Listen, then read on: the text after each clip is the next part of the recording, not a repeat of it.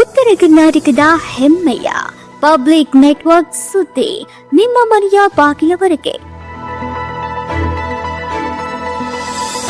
ಪ್ರಶಾಂತ್ ನಾಗ್ನೂರ್ ಇವರ ಸಾರಥ್ಯದಲ್ಲಿ public network TV Karnataka ಸುದ್ದಿ. ನಮಸ್ಕಾರ ವೀಕ್ಷಕರೇ, ನಾನು ನಿಮ್ಮ ಪ್ರಶಾಂತ್ ಎಸ್ ನಾಗ್ನೂರಿ. ಇವತ್ತು ನಾನು ನಿಮ್ಮ ಮುಂದೆ ಬರಲೇ ಒಂದು ಕಾರಣ ಇದೆ. ಏನಪ್ಪ ಅಂತಂದರೆ, ಹುಕ್ಕೇರಿಯಲ್ಲಿ ಪ್ರತಿ 3 ವರ್ಷಕ್ಕೊಮ್ಮೆ ಗ್ರಾಮ ದೇವತೆಯ ಲಕ್ಷ್ಮೀ ದ್ಯಾಮವ್ವ ದೇವಿಯ ಜಾತ್ರೆ ಅತಿ ಅದ್ಧೂರಿಯಾಗಿ ನಡೀತಾ ಇದೆ.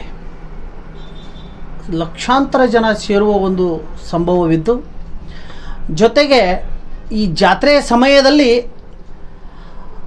ಅಧಿಕಾರಿಗಳು ಮಾಡ್ತಕ್ಕಂಥ ಒಂದು ಕೆಲಸ ಬಹಳ ಮಹತ್ವವಾಗಿ ಇರುತ್ತದೆ.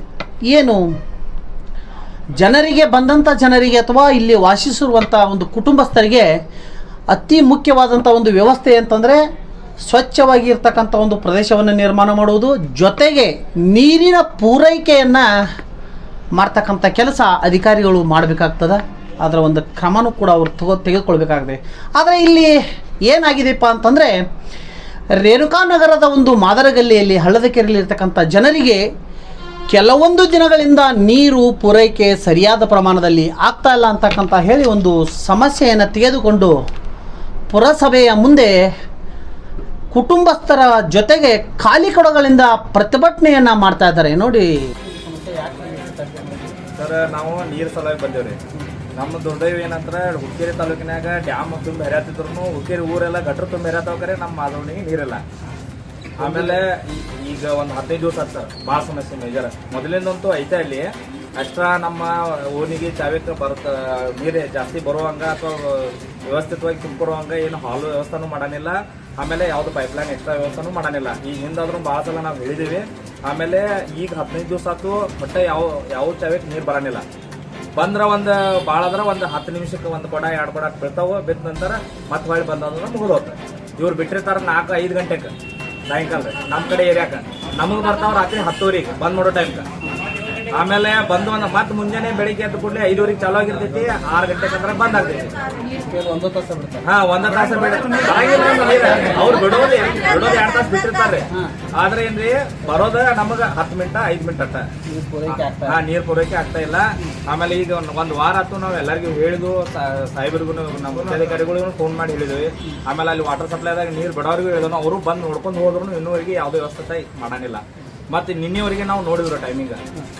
ನಿನ್ನೆ ಆದ್ರೂ ಅದೇ ಪರಿಸ್ಥಿತಿ ಆತ ಅಂದ್ಕೂಡ್ಲೆ ಇವತ್ತೆಲ್ಲ ನಮ್ಮ ಹೆಣ್ಮಕ್ಳನ್ನ ತಗೊಂಡು ತಗೊಂಡು ನಾವು ಇಲ್ಲಿ ಬಂದೇವೆ. ಈಗ ನಮ್ಗೆ ವ್ಯವಸ್ಥಿತವಾಗಿ ಈಗ ಜಾತ್ರೆ ಒಳಗೆ ಮತ್ತೆ ಮಂದಿ ಪೌಣ್ಯರವ್ರು ಬರೋರ. ಮತ್ತೆ ಇದ ನಮ್ನಿ ಸಮಸ್ಯೆ ದಿನ ಆಗೈತಂದ್ರೆ ಮತ್ತೆ ನಾವು ಇಲ್ಲೇ ತಂದ ಚಾವಿ ಇಲ್ಲೇ ಒಂದು ಕನೆಕ್ಷನ್ ಕೊಡ್ಲಿ, ಇಲ್ಲಿಂದ ನಾವು ಹತ್ತು ಹೋಯ್ತೇವ್ರಿ. ಹಾ ಅಲ್ಲ, ಇದಕ್ಕ ಏನ್ರ ಅವ್ರ ಪರಿಹಾರ ಕಂಡ್ಕೋಬೇಕು. ಇಲ್ಲ ಶಾಸಕರ ಗಮನಕ್ಕೂ ತಂದಿವ್ರಿ. ಮಾಡಿ ಪುರಸಭೆಗೆ ಹೇಳ್ತೇವೆ, ಮತ್ತೆ ನಮ್ಮಲ್ಲಿ ಕುಡಿ ನೀರಿಂದ ಇದೊಂದು 24/7 ನೀರಿನ ನಳದೊಂದು ಬಿಟ್ರೆ ಬೇರೆ ಎಕ್ಸ್ಟ್ರಾ ಅಡಿಷನಲ್ ಏನು ನೀರಿನ ವ್ಯವಸ್ಥೆ ಇಲ್ಲ. ಆಮೇಲೆ ಅಲ್ಲಿ ನಮ್ಮ ಗುಡಿ ಮುಂದೆ ಒಂದು ಜಾಗ ಐತೆ, ಅಲ್ಲಿ ಜಲಕುಂಬ ಕೊಡ್ರಿ ಅಂತ ಹೇಳಿ ಹಿಂದೆ ಒಂದು 4-5 ವರ್ಷದಿಂದ ಅದೇ ಎಲ್ಲಾ ಕಡೆ ಜಲಕುಂಬ ಆಗೋ ಟೈಮ್ದಾಗ ಅರ್ಜಿನೂ ಕೊಟ್ಟಿದ್ರು. ಇಲ್ಲ ಕೆಳಗದವು, ಆದ್ರೆ ಅಲ್ಲಿ ಮಂದಿಗೆನ ಸಾಕಾಗಿಲ್ಲ ಅದು ನೀರ. ಅದಕ್ಕೆ ಒಂದು ಜಲಕುಂಬ ವ್ಯವಸ್ಥಾನೂ ಆಗ್ಬೇಕು. ಆಮೇಲೆ ಇದೇನು 24/7 ನೀರ್ ಐತಲ್ಲ, ಅಂದ್ರೆ ನಮಗೂ ಸಾಕಷ್ಟು ನೀರ್ ಬಿದ್ದು ಹೋಗ್ಬೇಕಾ ಚಾವಿಕ. ಶಂಕರ್ ಕಟ್ಟಿಮಂಡಿ ಅಂತಂದ್ರೆ 5ನೇ ವಾರ್ಡ್ ರೀ, ಅಂಬೇಡ್ಕರ್ ನಗರ ಮಾದರಗಲ್ಲಿ. ಸರ್, ಶಾಸಕರ ಗಮನಕ್ಕೆ ತಂದಿದ್ರೆ ಅಧಿಕಾರಿಗಳ ಗಮನಕ್ಕೆ ಒಂದು ತಿಂಗಳ ತರ ಇರ್ತಾರೆ. ಅಧಿಕಾರಿಗಳು ಯಾವುದಾದ ಹರಕೆ ಉತ್ತರ ಬಿಟ್ಟು ಯಾವುದೂ ಕೊಡ್ತಾ ಇಲ್ಲ. ಮತ್ತು ಅವ್ರು ನೀರು ಬಿಟ್ಟ ಅಂದ್ರೆ ಯಾರು ಒಬ್ರು ಬಂದು ವಿಸಿಟ್ ಮಾಡ್ತಾ ಇಲ್ಲ. ನಿಖಿಲ್ ಕತ್ತಿ ಅವ್ರಿಗೆ ಅವ್ರ ಗಮನಕ್ಕೆ ತಂದಿದ್ರಿ, ಅವರು ಇವ್ರಿಗೆ ಹೇಳಿದಾರೆ. ಅಷ್ಟು ಆದ್ರೆ ಬಿ ಒಬ್ರು ಶಾಸಕರು ಹೇಳ್ರಿ, ಇವ್ರು ಬಂದು ಅವರು ವಿಸಿಟ್ ಮಾಡಲ್ಲ. ಇನ್ನು ನಾವು ಬಂದ್ ಕೂಡಲೇ ಇವ್ರಿಗೆ ಬರಾಕ್ ನಿಂತಾರೆ. ಹೇಳಿ ನಮ್ಗೆ ಸಾಕಾಯ್ತ್ರಿ. ನೀವು ಏನು ಕೇಳಿ ಸರ್ ಅವ್ರನ್ನ ಉತ್ತರ. ಸರ್, ಇವತ್ತಿನ ಹುಕ್ಕೇರಿಯ ಒಂದು ಸಮಸ್ಯೆ ಏನಪ್ಪಾ ಅಂತಂದ್ರೆ, ಯಾವ ನಗರ ಅಂದ್ರೆ ಅಂಬೇಡ್ಕರ್ ಮಾದರಗಲ್ಲಿಯಲ್ಲಿ ನೀರಿನ ಸಮಸ್ಯೆ ಇರೋದರಿಂದ ಅಲ್ಲಿನ ನಿವಾಸಿಗಳು ತಮ್ಮ ಕುಟುಂಬ ಸಮೇತ ಪುರಸಭೆಯ ಮುಂದೆ ಒಂದು ಖಾಲಿ ಕೊಡಗಳನ್ನು ತೆಗೆದುಕೊಂಡು ಪ್ರತಿಭಟನೆ ಮಾಡ್ತಿರುವಂಥದ್ದು.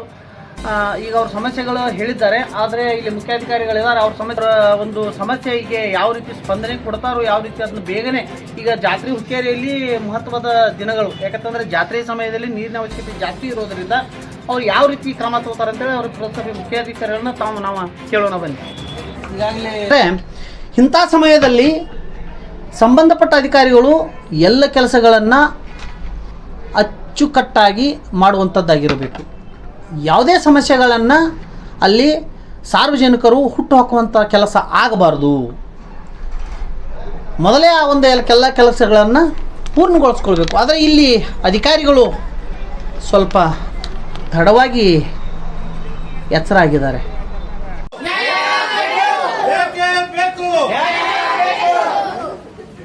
ಬೇಕೇ ಬೇಕು, ಬೇಕೇ ಬೇಕು.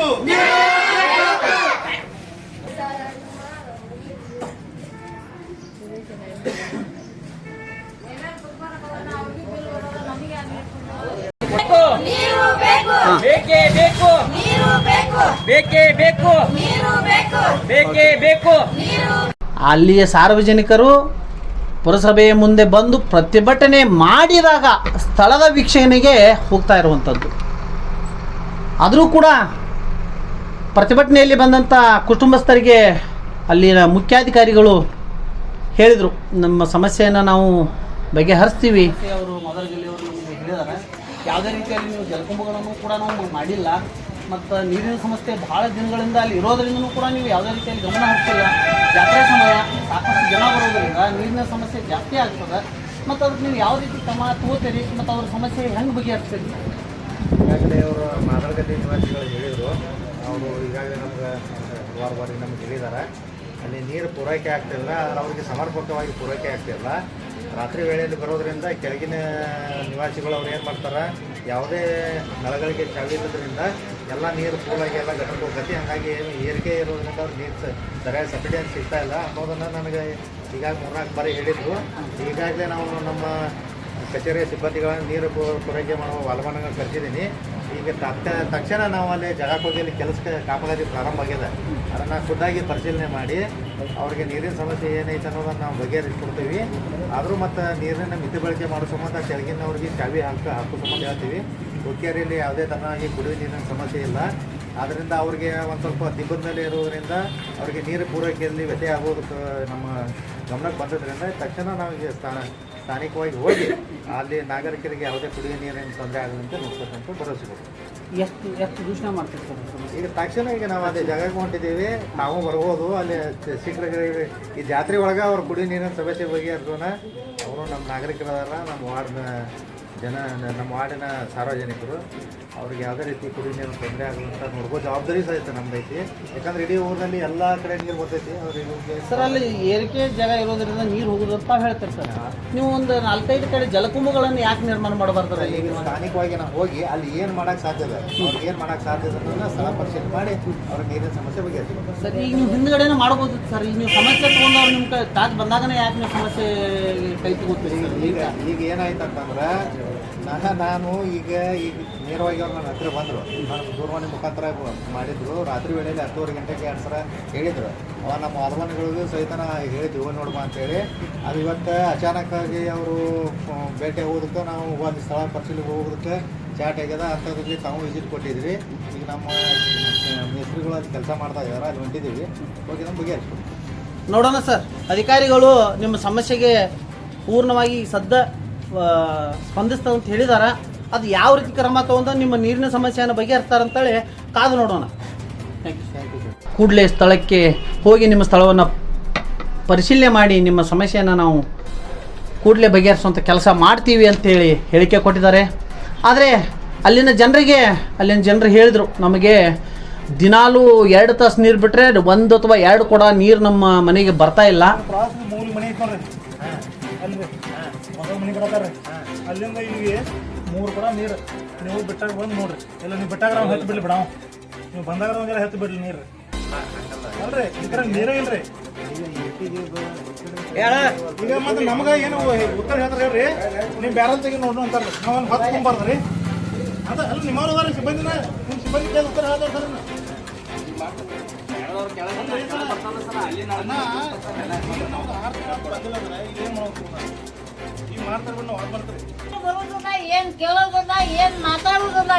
ನೀರು ಕರೆಕ್ಟ್ ಬರ್ತಾವ್ರಿ?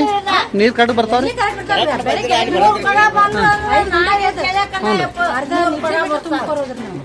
ಸರಿಯಾಗಿ ನೀರು ಬರ್ತಾ ಇಲ್ಲ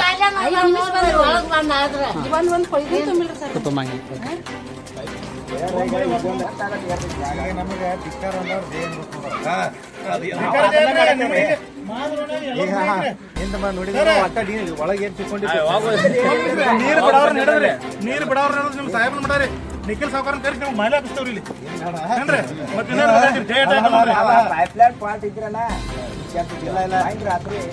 ಅಲ್ರಿ ನಾವು 6 ತಿಂಗಳ ಕಳ್ತೇವ್ರಿ ಜಾತ್ರೆ ಬಂದಾಗ ಸಮಸ್ಯೆ ಯಾಕೆ ಬರ್ತೀವ್ರಿ ನಾವ್ ಹೇಳೋದು ಏನ್ರಿ ಈಗ ಜಾತ್ರೆ ಬಂದ ಉಪ್ಪತ್ತೇವ್ರಿ ಎಲ್ಲ ಕಡೆ ನೀರ್ ಬೇಕು ಅದಕ್ಕಿಂತ 6 ತಿಂಗಳ ಪೈಲೆ ಹೇಳ್ತೀವ್ರಲ್ಲ ಅವಾಗ ಮನ್ಕೊಂಡಿರ್ರಿ ಅವಾಗಿಂದ ಹೇಳ್ತೇವ್ರಿ ಒಂದು ದಿವಸ ವಿಸಿಟ್ ಇಲ್ರಿ ಯಾರು ಬಿಡಾರು ನೋಡ್ಕೊಂಡು ಅಧಿಕಾರಿ ಮಠ ಬರ್ಬೇಕ್ರಲ್ಲ ನೋಡ್ಬೇಕು.